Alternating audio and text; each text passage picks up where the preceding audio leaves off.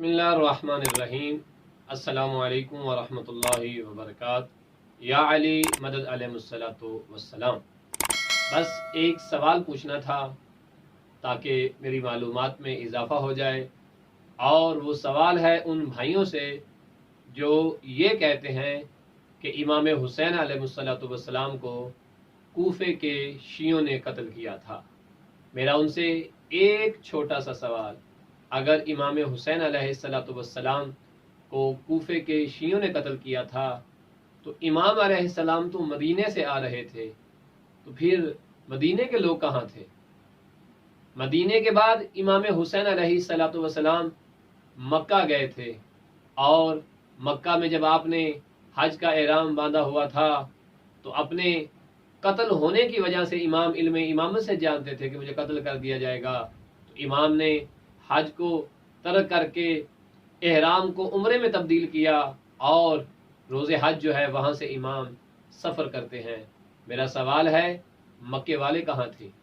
क्या जब इमाम मदीने से निकले थे तो असहाबे रसूल की औलाद में से कौन कौन इमाम हुसैन के साथ था?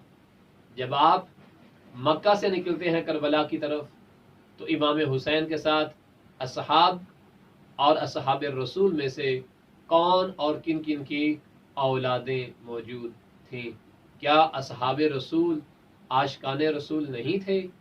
अगर थे तो करबला में उनकी औलादें नज़र नहीं आईं। हाँ, बाज़ की अगर आई हैं तो वो सफ़े इमाम हुसैन में नहीं बल्कि यजीदी लश्कर में नज़र आई हैं। क्या इमाम हुसैन अलैहिस्सलाम माज़ल्ला हक पर नहीं थे? क्या इमाम हुसैन फ़र्ज़ंद रसूल खुदा सल्लल्लाहु अलैहि वसल्लम नहीं थे? फ़र्ज़ंद इमाम अली मुर्तज़ा अलैहिस्सलाम नहीं थे? फ़र्ज़ंद जनाब फ़ातिमा बिनत मोहम्मद सल्लल्लाहु अलैहि वसल्लम नहीं थे?